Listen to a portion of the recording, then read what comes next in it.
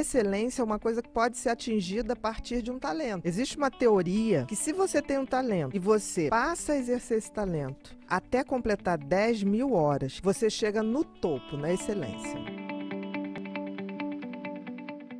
Por exemplo, os Beatles. Os Beatles eram uma bandinha de fundo ali, de garagem. O que aconteceu? Eles assinaram um contrato com um empresário para levar eles para Holanda. Ah, tá. Eles tocavam 5 ou 6 horas por dia. E não tinha como voltar, porque eles assinaram o contrato. Só que quando eles voltaram para Inglaterra, aí eles já eram os Beatles. Por quê? Porque eles tocavam 5 ou 6 horas por dia. Então, o que levaria 10 anos, levou 4.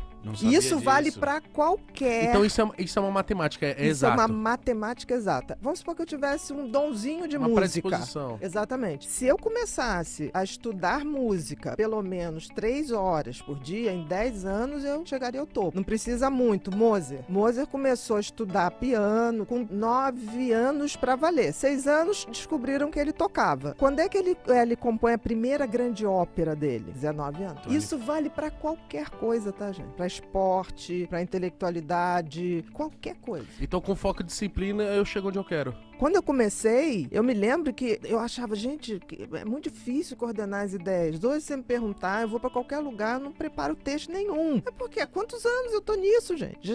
Os circuitos cerebrais já funcionam dentro desse raciocínio. Isso é bacana no cérebro. Isso é muito bacana, por exemplo. E se plantando, tudo dá, mas tem que plantar. Aquele filósofo que já faleceu, Bauman, né? O Zygmunt Bauman, ele fala isso, né? O ser humano, ele agora tem o imediatismo de tudo, porque nós estamos perdendo essa coisa de batalhar pelo que a gente quer ser, porque a gente pode ser muita coisa. Por exemplo, eu tô com 56, com 76, não, com 66 eu já quero estar exímia em mais uma coisinha. Com 76 também. Eu não posso perder isso. Isso me faz ser um ser humano inteiro, que é em processo de aperfeiçoamento. Você perguntar, Bia, você vai se aposentar? Não, eu vou trocar de foco. Eu não vou me aposentar. Porque o que a gente vê hoje, as pessoas entrarem em depressão quando elas já subiram no topo. E tem gente hoje chegando no topo muito rápido. Por que às vezes pega essas pessoas que chegaram nesse sucesso, muitas delas a gente vê vindo a público falar, gente, mas eu tô tão triste, eu tô tão mal. Porque você se depara com vazio. Porque o sucesso, quando é construído lentamente, ele realmente te dá propósito, ele te dá sentido de vida. Quando ele é muito rápido, você não tá pronto para ele. Todo excesso esconde grandes vazios. Subir muito rápido é muito difícil. Você vai passar por provações que você pode cair. Eu nunca vi ninguém, em caso de sucesso, tropeçar quando tava subindo. Vi tropeçar quando já tava lá em cima. Porque chega uma hora que você pode tudo.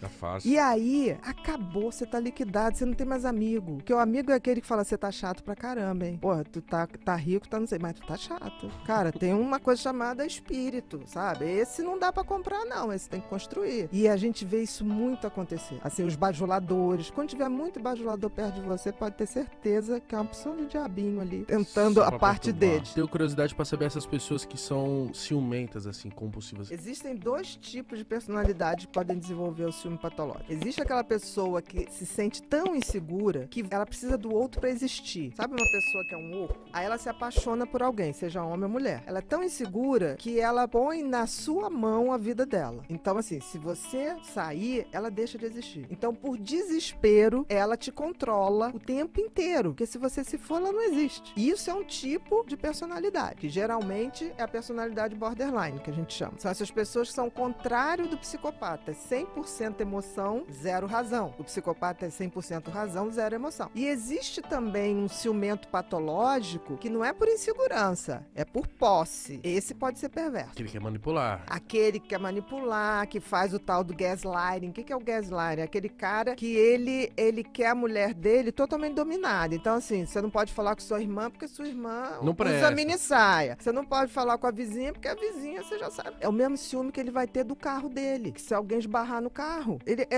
Existe o ciúme da indiferença, que o cara não gosta, mas ele tem o território de poder dele, entendeu? É o mesmo cara que compra um Picasso no mercado paralelo e ele põe num quarto só pra ele olhar. Então aquela mulher é mais uma coisa que ele pegou, tipo assim, pra ele ter, como se fosse um quadro. Isso é uma indiferença com o outro. E as pessoas preconceituosas? O preconceito, a gente tem 2 etapas. etapas. Primeira etapa, se é cultural. Tá. Se é cultural, você não pode dizer que a pessoa... você, por exemplo, nos Estados Unidos é um preconceito.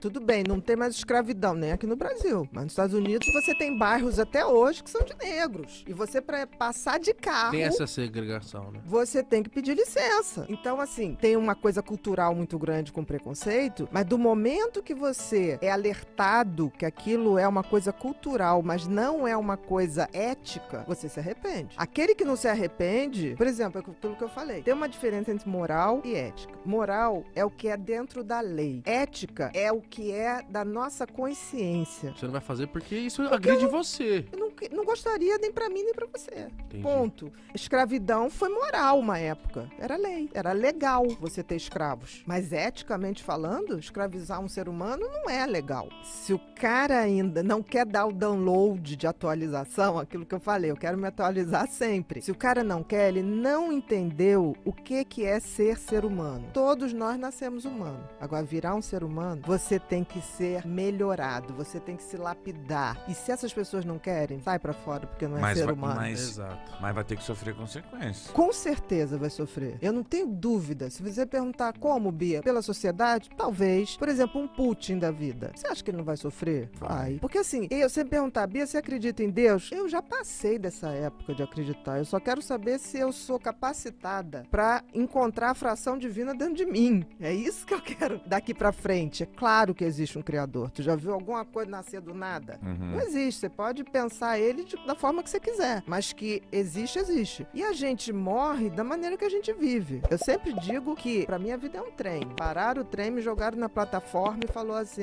Bia, um dia a gente volta pra te pegar. Um dia esse trem... Eu não vivo pensando nisso, mas um dia esse trem vai abrir e vai falar, psh. Aí eu vou falar assim, putz, me dá 30 segundos, vou fazer um filmezinho rápido. Aí eu vou falar assim, não, tá limpo. A pessoa que chegou é uma, a pessoa que tá indo é um pouquinho melhor. Eu subi um degrau. Eu quero morrer como eu vivo, eu quero morrer bem. E eu vou te dizer uma coisa, a gente estuda pra ter novas dúvidas. Mas as dúvidas vão melhorando a gente, porque aí você, por exemplo, você vai ficando mais humilde. Você vai calçando a sandalinha da humildade mesmo, porque aí você vê que você é muito pequenininho, entendeu? Você vê que você não vai ser validado pelo que você tem. Você vai ser validado porque no fundo, você morre sozinho, cara. Não adianta. Então você tem que estar muito bem com você. Você tem que estar na tal do estado de solitude. A maioria das pessoas tem solidão, não consegue nem ficar sozinho. A grande maioria das pessoas só acham que elas vão ser felizes quando ela tiver alguém. Por que a gente tem esse pensamento? Porque a gente ainda não sacou que cada um de nós é um indivíduo completo em si próprio. E isso não é arrogância, isso não é individualismo, isso é constatação. Por exemplo, até gêmeos, um nasce numa hora, outro nasce na outra. Eles habitaram o mesmo útero, mas cada um tava com uma placenta.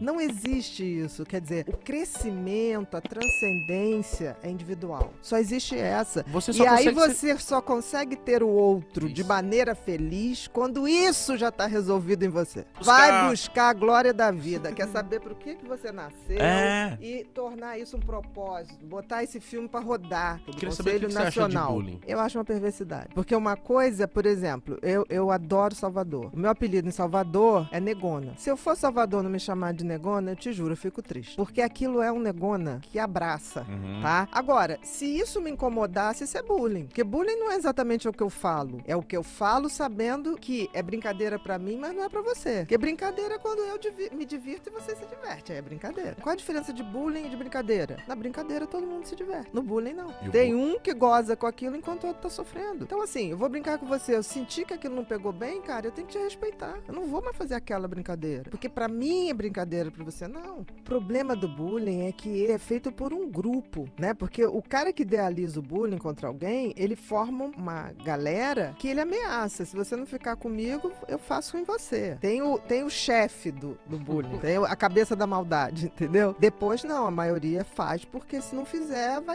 vai virar alvo.